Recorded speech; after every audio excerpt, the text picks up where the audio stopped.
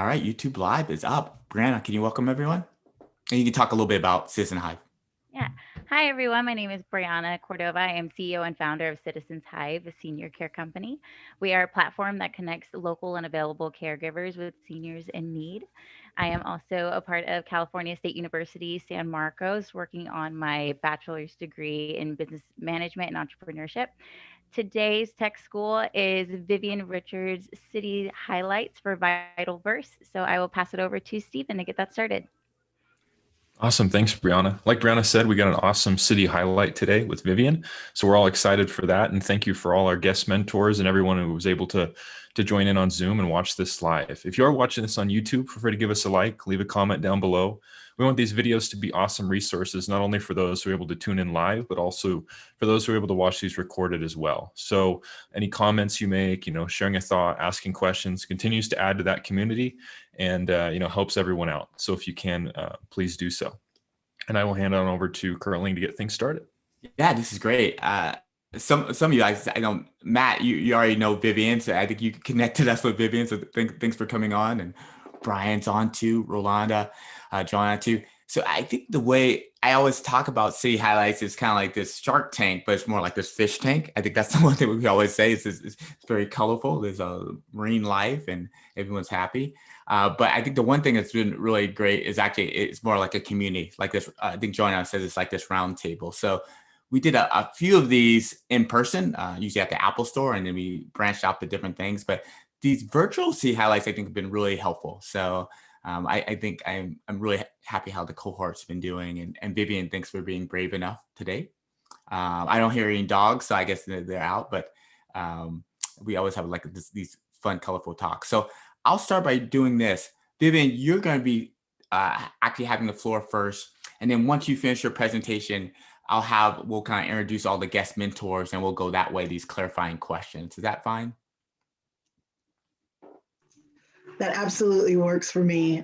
So, of course, thank you, Curling and Fokcus Mentoring, for all the hard work and preparation that got me to this point. I'm excited to share not just a passion project, but hopefully an opportunity to really bring a new kind of perspective into how we look at healthcare and how people manage their individual health. Okay, so with that, I will start. Okay, so I'm here today to talk to you about VitalVerse, right? And healthy and connected are pretty much the two words that anchor our motto. With the VitalVerse app and sensor, we want you to keep not just track of your vital signs and your health kind of status, but also we want you to stay connected. And I think that in recent times, we've really seen the different types of strain that can come on, not just totally healthy people when we're disconnected, but it really impacted some of our critically ill patients or chronically ill community members as well. So we think it's a problem worth solving to find a community sharing your vital signs with providers, family, and friends. What we have seen is that many of our folks that have chronic illness, either COPD or different types of diabetes or chronic illnesses of that nature, they've been kind of relegated to a lot of message boards and a lot of internal, really siloed groups where there's not that much sharing and that much community with people outside of those silos. And so it's really about breaking down any of the barriers that kind of separate us and get that real community push towards health and wellness. So our solution is a combination of a mobile application and a smart sensor. So our sensor is in the initial prototype phase, and you'll see a quick demo of that shortly. So what we did was work with a really reputable health and wellness sensor provider and try to take some of their latest and greatest technologies and bundle it into one accessible solution that can at least be a point of entry, an accessible point of entry into monitoring your vital signs. So right now, if you wanted to monitor your temperature, you need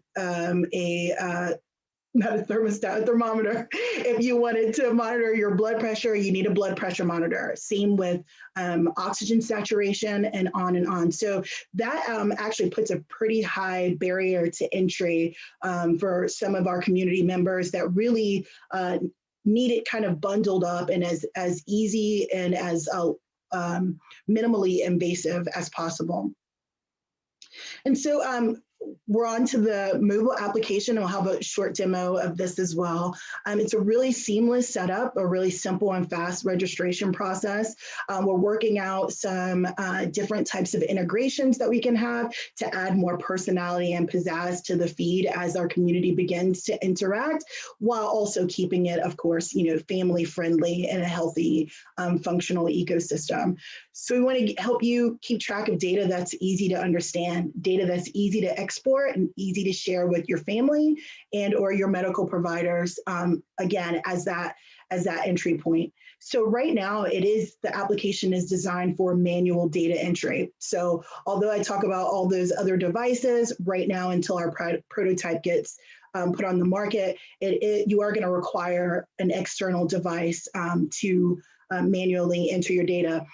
We're not as concerned about the manual data entry as we initially were, because believe it or not, a lot of these smart thermometers and smart blood pressure monitors actually still require our customer to manually write down and keep track of their vital signs, or they might store 2 or 3 or 5 historical values, right? But nothing that compiles it into an overall health picture.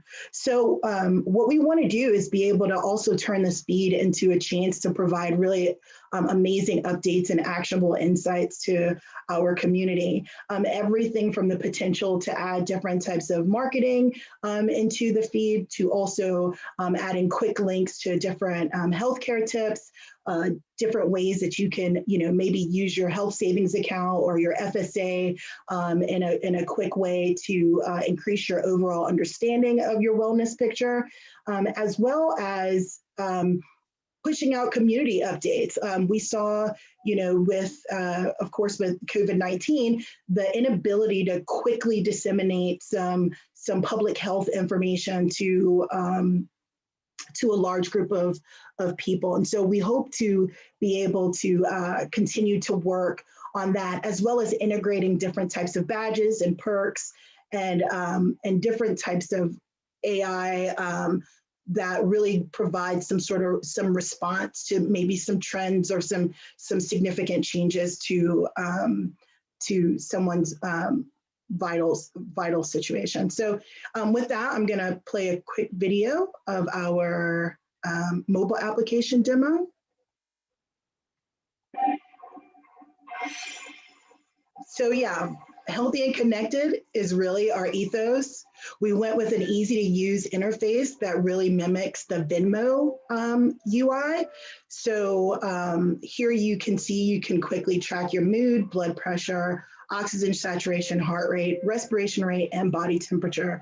And we'd love to continue to work to incorporate things like A1C and other values that are really important to our community members. So you can either post it to just your personal feed or to a community feed and hopefully get some likes and motivation that way.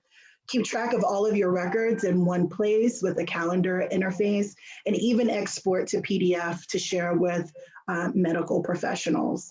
So again, we want everyone to join a community where we share, support, and stay healthy together. Here's a quick example of what our PDF export looks like right now. And again, as we continue to iterate on what, on the template and the styles, the different charts and views that may be the most empowering to our community members.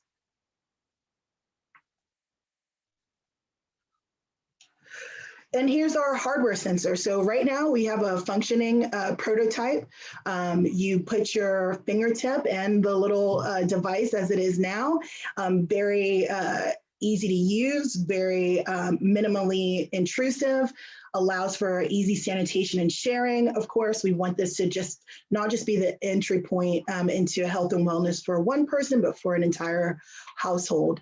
And so you can monitor multiple vital signs at once. Right now, it is a couple of different scans that take place. And as we continue to develop our prototype, really solidifying the firmware and the user interface, and of course, the integration into the mobile app. Here's a quick demonstration.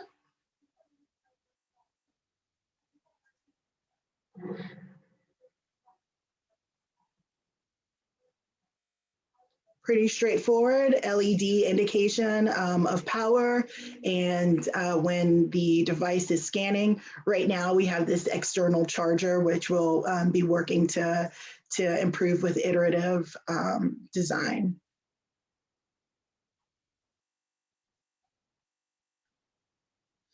So our target market is really focused on caregivers. I think it's one thing when you're managing your own health and you've got to keep track of your vital signs versus when you are really concerned about your family members and maybe folks that are not within your immediate household. So how do we bring a community together that's really focused on contributing to each other's health and wellness? Our competitive landscape is very interesting.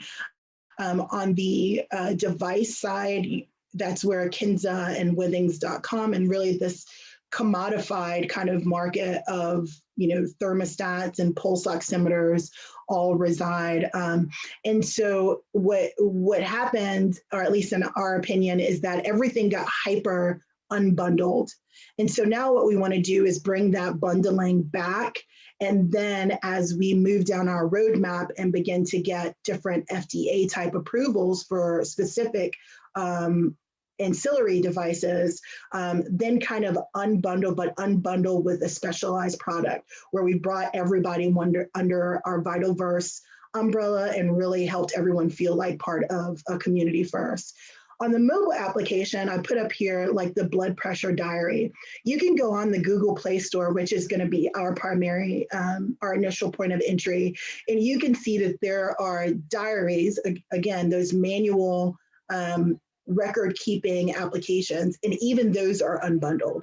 So what you see is someone may need a heart rate diary, they may need a blood pressure diary, they may need an A1C diary, a body weight diary. And again, we just want to bring that all back under one branded umbrella and really build a community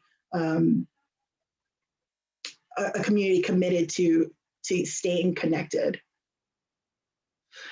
So our asks, of course, we'd love any kind of augmentation to our product development team.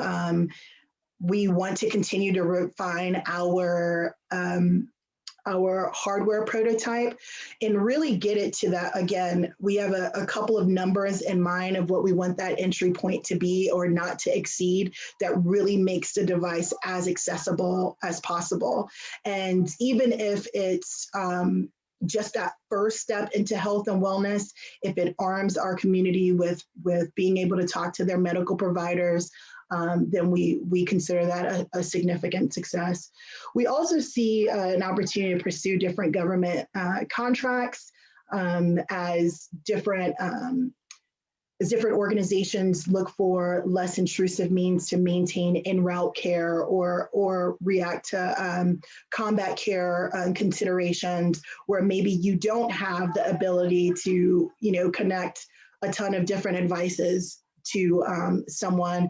And really, of course, we see this as just one step to help in our rural populations that can really benefit from the explosion of telehealth offerings. And then, of course, we want to begin FDA device approvals as we really get to learn from our community which which avenues are they most concerned about, or which devices are kind of taking up so much of their bandwidth, or have such a high bar of use that it becomes an unattractive proposition to our community members. So different sales channels, of course, we will be a paid for app on Play Store. We're still sorting out the pricing of that, but for the initial launch, we'll be offering the application for free. We'll be driving sales, hopefully through our website and social media. And then again, government contractors. We do see a larger potential to be in our neighborhood retailers. And again, anything that provides that initial that initial step of entry into monitoring the health and wellness of your household. We've got a web presence across social media platforms.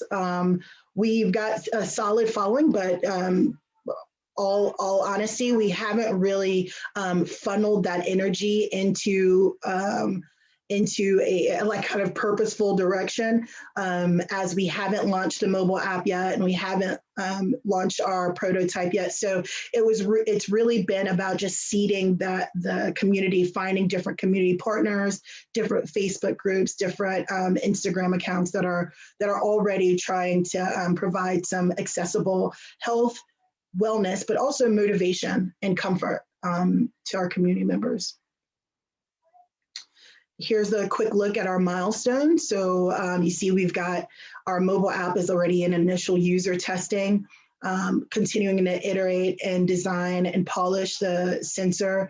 We're hoping for a beta launch of the mobile application next month, with a full launch in July.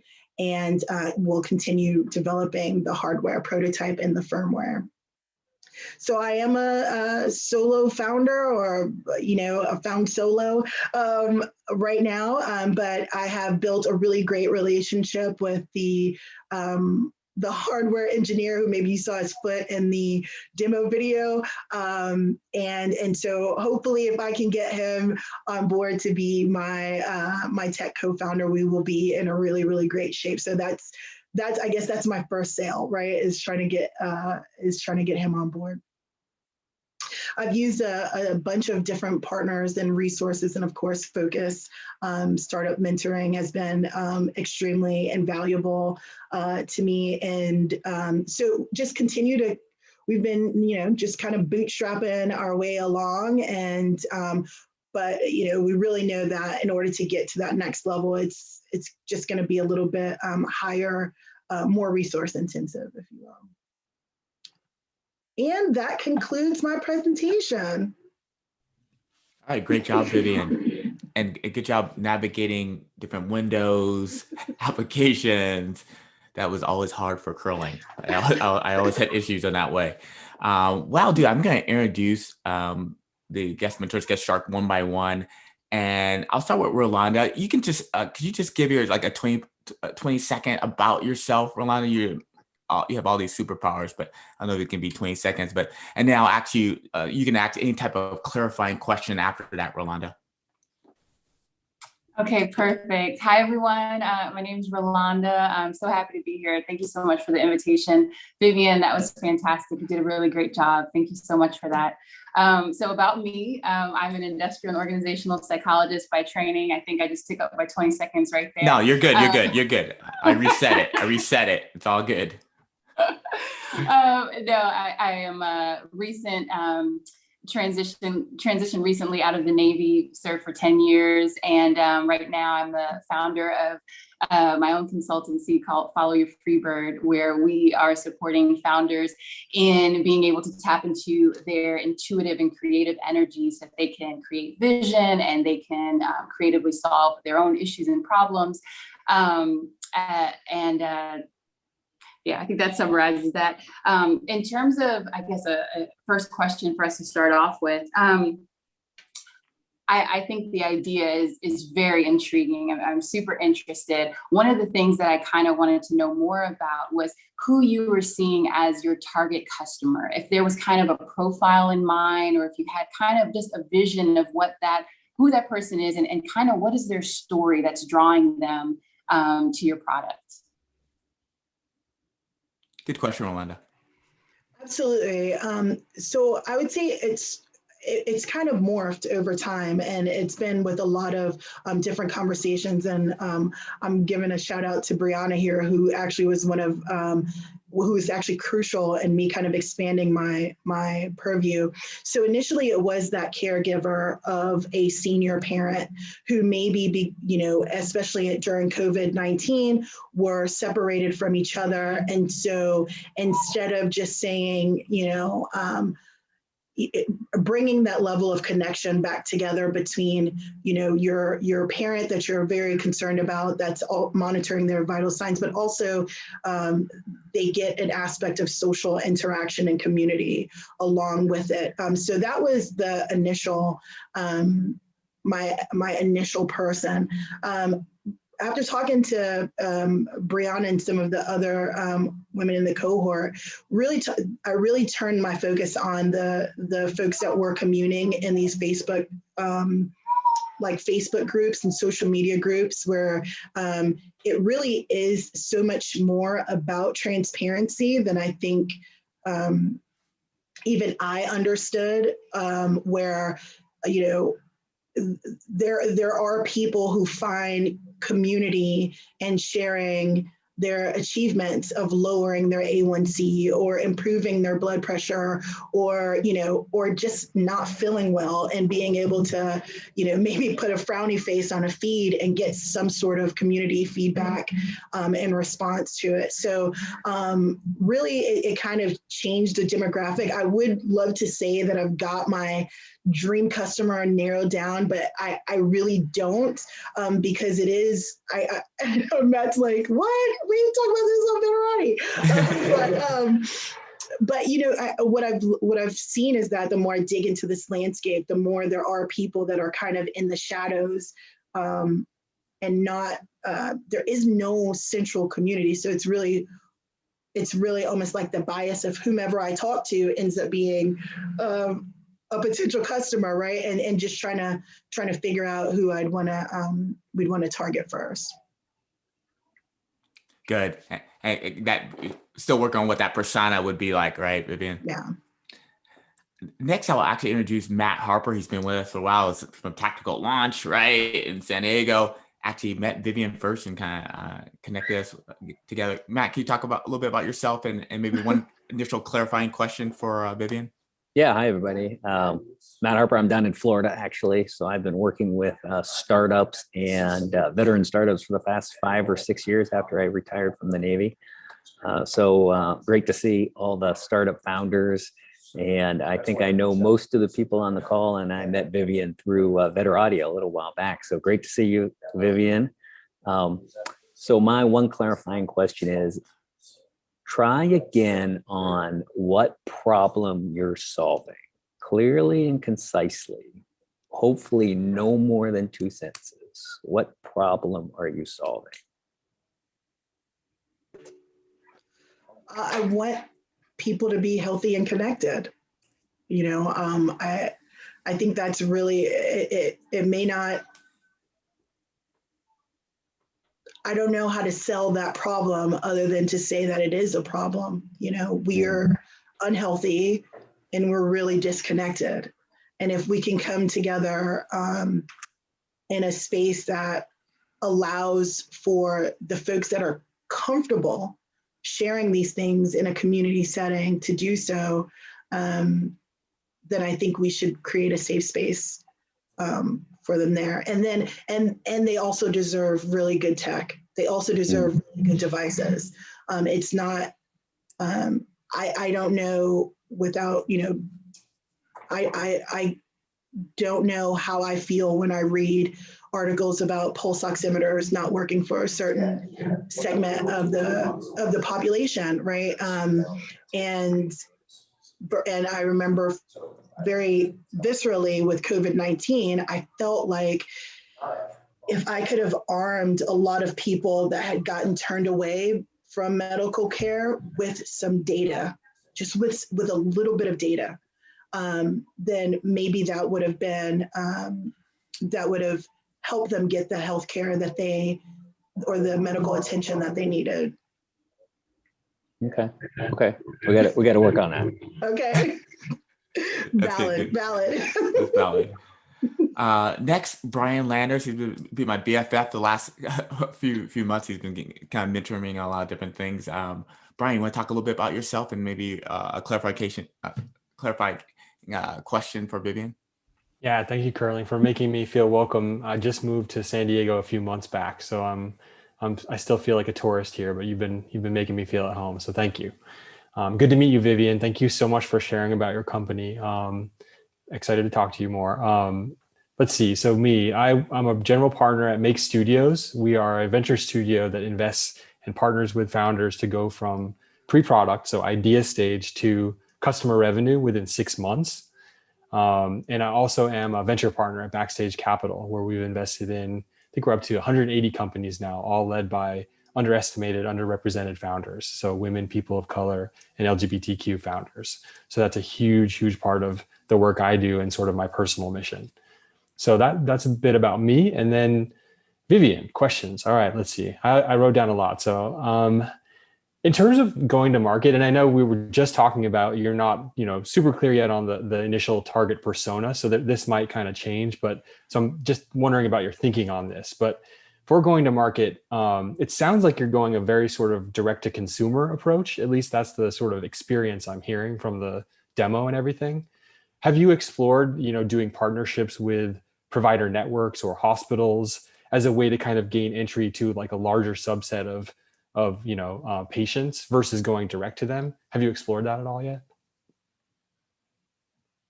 So for me, before exploring hospitals, I have explored some community partners that do offer healthcare consulting or healthcare advising to lower income immigrant populations or folks that are afraid to go into big hospitals. And so again, I really want that barrier to entry to be as low as possible, to be as simple as possible. Like, I kind of kick myself that I didn't have this idea like earlier, because I would have loved to show up at every single COVID-19 testing site and give people something to go away with, give them something to say, but if you keep feeling bad, here's this thing, and it's going to tell you what your oxygen saturation is, and it's going to tell you if you got a fever or not. And so,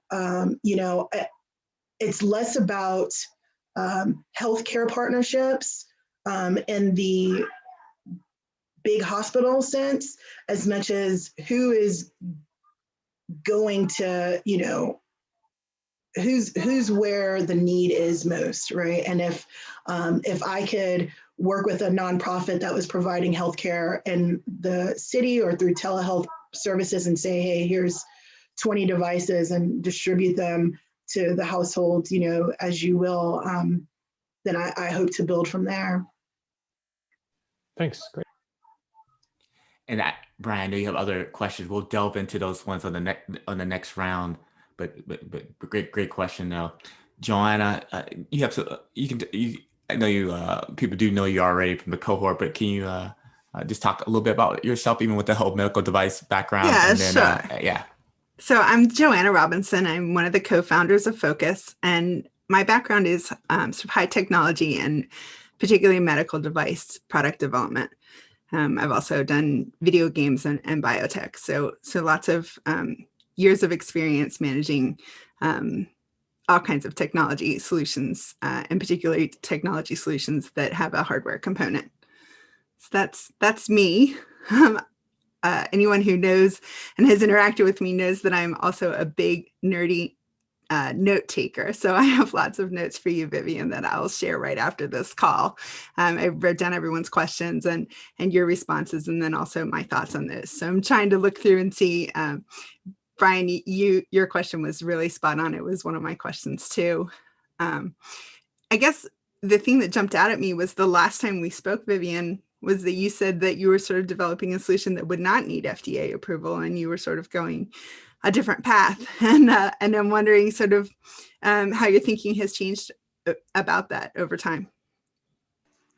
Oh, so to be clear, the prototype that we're working on, it does not require FDA approval. So part of the exception to the emergency response was to lower or to exclude what they called fitness devices from requiring FDA approval. So that's why your wearables can give you a heart rate, your heart rate, and some can give you blood pressure, as long as you're not diagnosing anything like maybe a cardiomobile, which is actually diagnosing potentially, heart arrhythmias and different cardiac issues. So the prototype is keeping it as accessible as possible. It is below it is excluded from FDA requirements. What I hope, I think in the roadmap, as we begin to really interact with our customer and be more responsive to the community, is to tailor some of the devices that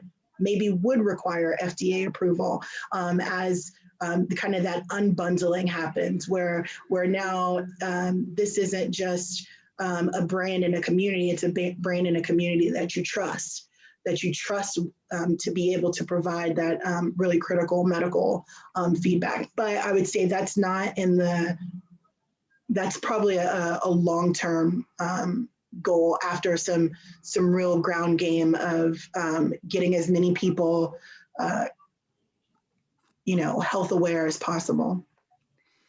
So I would just that's good. Don't forget that your software is a thing too, not just your hardware. So normally in the medical device, you'll actually get your software approved as well as the hardware. So make sure that you're not offering any advice or things along those lines in your software too. And you might want to take a look at the 23andMe case study if you haven't looked at it already. They're a DNA tester, and they got in some hot water because they thought they were just sharing information that they had found, based on genetics, and the FDA really didn't like that, and they got a lot of publicity, which can be, it's good and bad, and they sorted it out, but it's a good case study to look at. Thanks, Joanna. Mm-hmm. I know we have some even questions coming in. We've been getting some feedback. Brianna gave some feedback. Michael Lawless, I might have you give some feedback a little bit later on. I'll go back to Rolanda. Rolanda, you've seen the whole piece of what her ask or having a team and things of that nature. In fact, I might even have you pull that up, Vivian, on your acts too. But Roland, you've been helping a lot of different startups and things of that nature. Any advice on even with the team, or even getting a founder, or even what that can even look like too? But we'll pull up the acts slide, and then you guys can help a little bit on this part, the roundtable part, how some of these things you can give her feedback on. Yeah, this is great. Any initial thoughts on any of these acts for her getting help on these things, Rolanda? So I guess I would ask, have you begun the process of trying to develop your, advisory board? Do you have, I know that you have mentors, but have you started thinking about who do you want to have on the actual board of advisors? I would think about that. And if you want to pursue government contracts, having somebody that is knowledgeable in that area, has some experience with maybe SBIRs, STTRs. If you're, wanting to go down the path with FDA approval, then of course someone with a medical background, device background in that sense, refining the prototype. I just think it would be helpful to know who already you have in your network and in your circle that can kind of answer some of these things and speak to some of these things, and kind of also vouch for and kind of put their name I'm trying to think of how to say this, but basically, vouch for your product and for your business by being on the advisory board. So absolutely. I've thought about it, and I guess I just haven't really been as sure of how to, what that kind of ask and conversation looks like. But absolutely, I know I have some champions in my network who would, support me in that way. But thank you for bringing that back to the top of my mind. That's great. I'll ask that same question to Matt Harper. I knew you might maybe even had some additional questions, but just on these things, I knew even with the cohort with VBI, some of these things were very similar with DJ, like refining their prototype, things of that nature. Any initial feedback you would give, Vivian, Matt? Yeah, I think just general feedback and looking at this kind of ask. One is just kind of really understanding what your focus, both in the startup phase and in the advising phase, but what your focus wants to be. I've kind of heard a bunch of different things, and if there's one thing that Curling will tell you, and that you'll see from experience from other companies, is the more laser focused you are to get to market and to get to your first customer is key. So think about how kind of focused you are, and then looking at your ask. Again, you're kind of looking at a number of different things here, which is fine, but kind of focusing on the first couple of steps of kind of understanding who your target market is, who your ideal customer is, and then that's going to help you tell your story to get people who are going to support you, whether that's the advisory board or whether that's whomever it is you meet who's going to be kind of an investor, whether that's time, money, or effort. So really kind of focusing on kind of how you want to really get to market as fast as you can. Does that help? I know, Curling, I didn't specifically answer the question, but no, that was good. Yeah, And it giving in context too, Vivian, you had this you had a dollar amount to it, right? And these were kind of use of funds, and we kind of changed it up last minute to kind of think about that part. But you can bring up any things of that nature that you're actually seeing what that looks like, as in what the funds are needed for that kind of next phase of your development, right? You've been already thinking about things like that. Absolutely. I think I don't know how to ask for stuff, and I definitely don't know how to ask for money, right? Like, It's just so counter, like, and that's why, this type of mentorship is so important. And so it's almost like, maybe there's part of me that's like, oh, I've got to have, we talked about launch meaning so many different things to so many different people, traction meaning so many different things to so many people. It's like, oh, I got to be revenue positive and have, 1 million, followers across social media or something.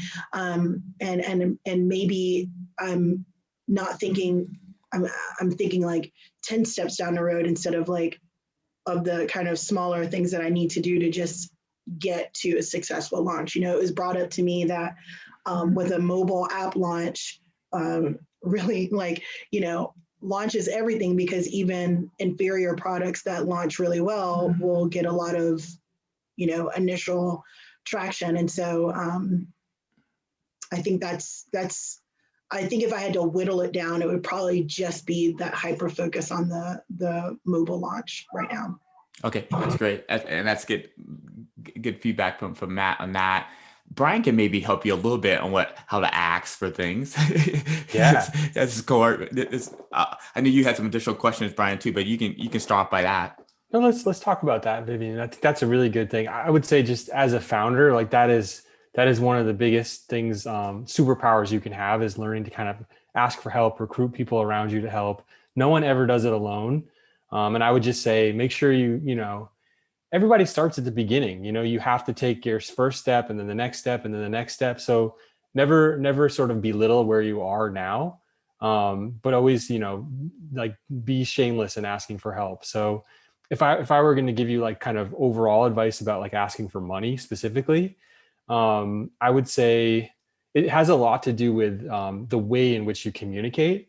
So if I were going to kind of give you a quick outline, it would be like, you have a really big mission. So I would say, like, making sure that that's front and center, your story and that mission is going to be very compelling to people. And then it's pretty much just some version of, here's what we're doing, so that we know what we're talking about. Because if maybe this, if you're asking somebody for money, maybe they don't invest in your particular kind of company, that's better to know up front, and kind of just figure out that you're potentially not a good fit for them, or yes, it does fit and let's keep talking. So here's what we're doing. So we know what we're talking about. Here's what we've done. And that does, you have like a physical product already. So that's really awesome. You know, you've done these, you know, talking customer development where you're talking to Facebook groups. You know, you've started building an app, or you have some version of like, you know, the design for it. So that's what you've done. Here's what you're going to do next. You're going to start the FDA approval. You're going to do, you know, build out the app. You're going to recruit your first customers in this way. And then we need this money, like, you know, $1 million or whatever it is, to do those things we just talked about. We're looking for strategic partners who are going to really, you know, 10x our path toward that goal. Are you in? That's it. And then you have to kind of let it live there and you know, take lots of no's, because that's going to be a huge part of it. When you're asking people for money, there's going to be a lot of no's, and I think that makes sense, right? But you know, I think you can raise money, and it's something that you know, it's a bit of a numbers game. So the more you can focus and tell this good story and get in front of the right kinds of people, that is possible. But I did like what Rolanda said earlier about there are other ways of raising funding through, you know, grants, non-dilutive funding. And I would avail yourself of all of those, because, you know, you just never know where support's going to come from, and it can be a huge, you know, boost to kind of keep you going and survive. Does that make sense? Does that seem a little bit more approachable? It really does. Yeah. Awesome. It really does. Great Cool. feedback, Brian. Thanks for being authentic on that too. I think that's key. Joanna, on just these acts too, was anything advice on any of these ones that Vivian had? Yeah, we've talked a little bit about team. I think you know, all of that feedback has been really great. And but I was just thinking about team, about how you engage people and how you just be really, when you're communicating, to ask for help or to talk about what you've accomplished and what your next steps are, and sort of explore, you know, whatever audience you're talking to, how they can get you further along, is to really have a clear assessment of like what your team is capable of with the skill set that they have, and then maybe be vulnerable and open about what your strategy is for filling in those gaps. Like you just talked about, you know, maybe launching is going to be really important, and so like that looks like a marketing type person, right? And then, you know, you talked about FDA, you know, stuff, even if though you're not doing it yet, you're going to do it. And there's a lot of foundational stuff to happen. So like who's on your advisory board, or, you know, a close friend that you can call up with questions, or a professor that you can at least go to office hours and get your questions answered. And then like maybe even talked about your, you know, your technical person whose foot we got to see, but maybe talk about what that person's experience is, and if that person doesn't have a lot of experience, talk about, you know, do they have access to, you know, some really experienced people? Does that person have like an amazing mentor who, you know, was, you know, the Nobel Prize winner and his, you know, college professor or something? Like look for those and incorporate those into your story. And the more incredible people I think that you surround yourself with, the more compelling it becomes to sort of participate in your team. You'll attract people just by surrounding yourself, you know, with really amazing people that other people want to be around, including you. That's awesome. Thank you, Joanna. Great feedback. I know we're at the 12:44 mark. We had so many good feedback, Vivian, even on the chat too. I have Mike Lawless. Do you want to just talk briefly what you were actually saying offhand? I copied all the notes for you, and we'll have all these notes for you, Vivian. But Mike's always a great resource. Yeah, just let me unmute. I was fascinated by the idea of bundling, and it seemed like an important part of the strategy early on was to add services to a bundle. And that to me raises a bunch of issues. So in contrast to the other mentors, this is going to be pretty micro and specific, but it has to do with the decision to add a service or add a product to an offering. And it seems to me that there are a number of issues here that have to be accommodated. And I'm interested to what extent you either thought about them implicitly or actually went through a paper and pencil analysis to do this. But so one is, what value does this service add to the offering that you already have in a way that customers would pay for? And then second, what's the marginal cost of adding that product or service to the bundle? Because what might look like a coherent bundle to the customer may have entirely different supply chains that would be take a lot of skill for you to manage simultaneously. So there's this kind of balance that needs to go on between the supply side of it, the marginal cost side of it, and then the demand side of it, which is the addition to the bundle, and how that differentiates and adds value to your customer. So a lot going on there. I hope that's clear enough.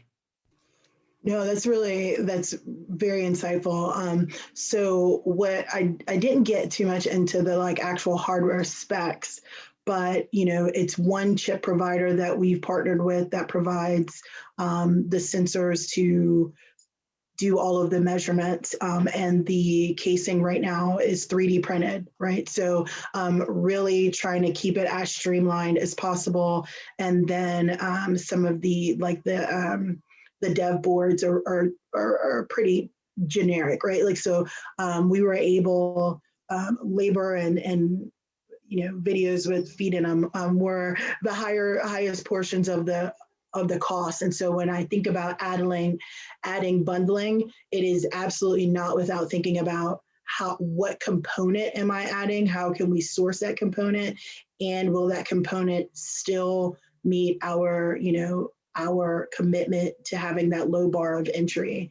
I don't know if Cardium Mobile being at $99 is affordable to everyone that has a heart arrhythmia. I personally don't know that yet, right? But I think if I were to have gained traction on the mobile application, and that was, something that was shared through the community, then maybe that would be a problem we would want to pivot to solve. But absolutely, it's as streamlined and as cost efficient as we can possibly get it right now.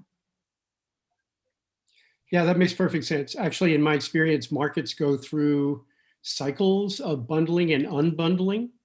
And a lot of it has to do with the customer's sophistication. Can they shop for the elements in your bundle on their own? Or do you really provide value by giving them like one-stop shopping? And it seems like you're at a really good place to offer the bundle that you're providing the customers. That's what it sounds like to me. So good job. Thank you, Michael. Yeah, good response, Vivian. You're welcome. Allegra, you always have all these different ideas. What I did is I copy your idea down. I feel like Allegra and you, Vivian, should have list one-on-one. Allegra always has these many ideas, and she's going to be a guest mentor and some other things too. But Allegra, I'll give you a 1 minute before we start everything. This Curling, is good Allegra feedback. just stepped away from her. Did she just step away? Oh yeah, but she's back. There she is. Perfect timing. Amazing. Allegra, I was going to give you 1 minute. You had a really good feedback on maybe a possible potential customer. Thanks. Yeah, I've typed it up so you can put it in the notes too. But Yeah. I was just thinking, I know you're still clarifying the market, and I don't mean to distract and make it even bigger, because I know you're trying to focus. But to me, the caregiving thing was such a big part of it, and I was even just thinking, not necessarily just chronic, but any kind of caregiving situation, acute or chronic, is such a high demand time of, like, on a family, on a person, on a couple. And so I was just thinking, like, to kind of fast track, so hospitals where, I don't know if there's organizations that are doing like post-discharge follow-up, like caregiving is huge, right? There's tons and tons of people just doing like in-home care, kind of fast tracking where that would be a tool amazing for them. And then thinking of that too brought me to the question you can answer now or just take it away and think about it. But is this like a social media app? Or is this like, I'm going to share this information with like my 5 family members and my 2 best friends and my, home caregiver who comes 3 times a week or whatever?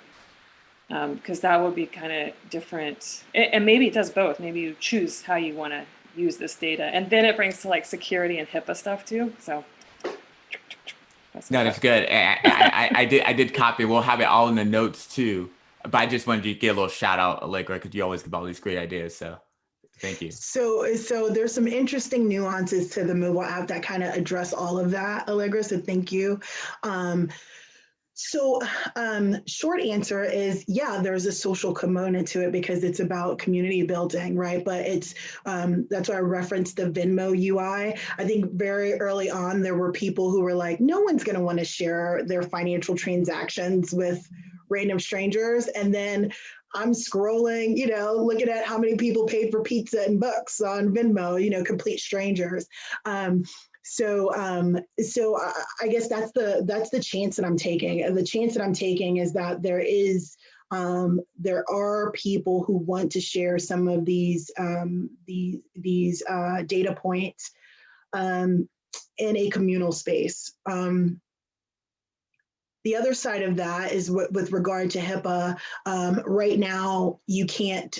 We like assign superhero names on login. So if you are sharing into the community feed, it's not necessarily your personal name, and you can kind of choose from 5. We want to eventually integrate with like Bitmoji to where you can add a little bit more personality and pizzazz to your post, particularly about your mood and things like that.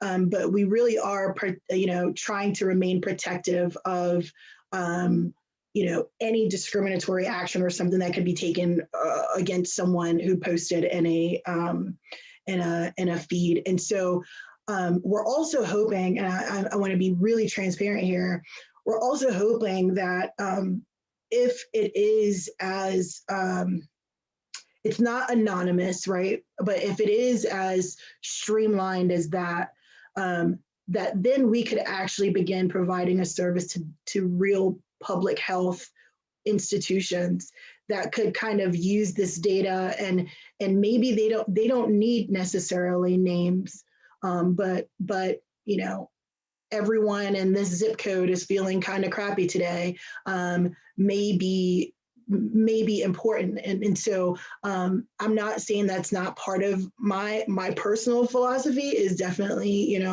is that folks who want to share should be in a place to share safely. And there are people that have a very different,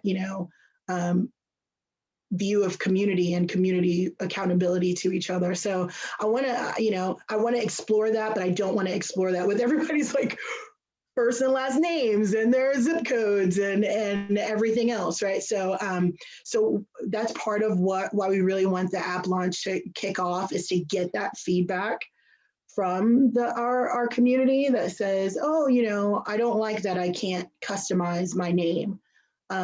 And maybe that's a conversation we can have within the community. Or I really love being able to add my Bitmoji or create a custom avatar that is my health and wellness person, or, and so we're definitely exploring that. But I mean, in a moonshot, if it was like widely adopted and people were comfortable, then, and of course, fully informed and made aware, then I hope public, I'm in Baltimore, I hope Johns Hopkins could have access, to the information that people chose to opt in. That's great, Vivian. One thing I just wanted to say, Vivian, you did a great job. So thanks for being brave and answering all these questions.